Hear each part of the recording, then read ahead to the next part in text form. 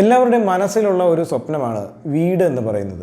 വീട് ബിൽഡ് ചെയ്യാനായിട്ട് നമ്മൾ ഒരുപാട് റിസർച്ചുകൾ നടത്തും. വീടിനുള്ളിലെ റൂമുകളൊക്കെ എങ്ങനെ പ്ലാൻ ചെയ്യണം, അതിൻ്റെ പെയിൻറ്റിങ് എങ്ങനെയാവണം, അതിൻ്റെ എക്സ്റ്റീരിയർ എങ്ങനെയാവണം, അങ്ങനെ ഒരുപാട് കാര്യങ്ങൾ പ്ലാൻ ചെയ്യും. ഒരുപാട് ഇമേജുകൾ നമ്മളുടെ മൊബൈലുകളിലും കമ്പ്യൂട്ടറുകളിലും ഒക്കെ നമ്മൾ എടുത്തു വെക്കും. മറ്റുള്ള ആളുകളുമായിട്ടൊക്കെ ഡിസ്കസ് ചെയ്യും. അതിൻ്റെ ഫീഡ്ബാക്കുകൾ എടുക്കും.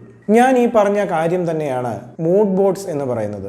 നമ്മൾ UI ഡിസൈനിലും ഈ ഒരു കാര്യം ഇംപ്ലിമെൻറ്റ് ചെയ്യാറുണ്ട്.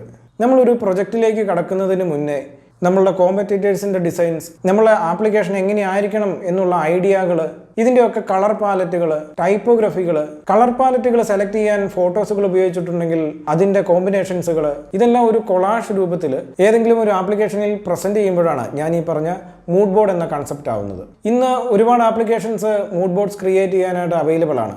ഫിഗ്മയിലെ ഫിഗ്ജാം എന്ന് പറയുന്ന ആപ്ലിക്കേഷൻ നമുക്ക് ഇതിനായിട്ട് ഉപയോഗിക്കാനായിട്ട് കഴിയും. ഈ ഒരു മൂഡ് ബോർഡിന്റെ ഉദ്ദേശം എന്ന് പറയുന്നത് ഡിസൈൻ ഡിസിഷൻസ് കൃത്യമായി എടുക്കാൻ കഴിയുന്നു എന്നുള്ളതാണ്. അതുപോലെ എൻഡ് യൂസറിന്റെ കൃത്യമായ ഫീഡ്ബാക്കുകൾ ശേഖരിക്കാൻ കഴിയുന്നു എന്നുള്ളതാണ്.